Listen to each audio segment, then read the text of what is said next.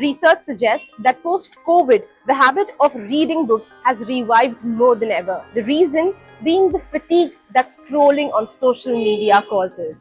Maybe a testament to this research are the number of independent bookstores that are opening up in the city of Mumbai. First up, I went to this beautiful cozy corner in Mumbai called Book Garden. It's a small space, but you'll catch the vibe of Soleil's instantly. Our goal is simple. It's to have really good books and a place where you can just go to and sit and read if that's all you want to do. There are only two reasons a book will enter this bookstore: if it's a good book or if it's a unique book.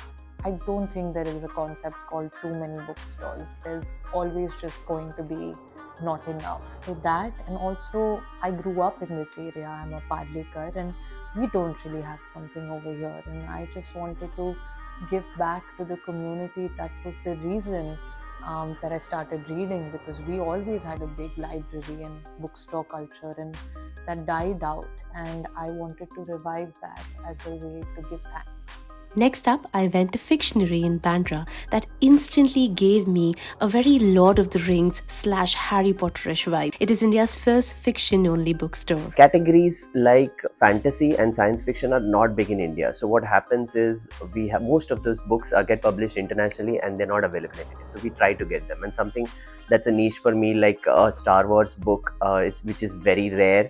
We would get that all the way from US, and there would be customers who walk in and it gets sold out the very next day, right? People love that we are doing that. Once you start reading regularly, and I'll talk about fiction specifically because non-fiction is a very academic exercise. You learn a lot from non-fiction. But with fiction, the biggest thing that happens is you understand people's feelings and emotions a lot better, right? Most of fiction is about human connection. It's about empathy, kindness, grief. All of these emotions are well depicted in a fiction novel. These are not subjects that are taught in school at all, right? There's no subject that addresses human emotions. The best way to learn how these scenarios play out in real life is through fiction novels, right? And the more you read, the more your mind and opens up to the possibilities of different kinds of people existing, and to allow for them to exist, and coexist together, right? So it breeds empathy more than anything. And finally, I went to Kurla to Saurav Nandi's house, who runs a free-for-all library. He has over 1,500 books at his place. So this is a place of my library, as you can see behind me. I have been a reader long since childhood, and here recently I have started this thing. It's like an open library. Anyone can come, read, take away books. It's like a community thing. I started a book club called Bibliophiles and Muffins. So we meet virtually as well as offline. Nothing in world is free, right? No free lunch. So even if you are not paying through your money, you are actually paying with your time, energy. So I am actually making a lot of good friends through this community initiative. And the idea is that it's like the greatest minds of the past and present. You are surrounded with them and you actually take inspiration from them. Nowadays, life is very difficult, tough, lonely.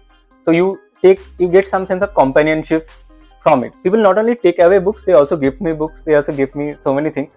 So that's the concept, I'll say. On an average, Indians spend around 4 hours, 3 minutes on their smartphones, which is an hour more than the global average. In scenarios like these, picking a book over phone, meeting readers over scrolling, and building communities over followers sounds like a very good option. This is Madiha Khan from Mumbai for the CSR Journal.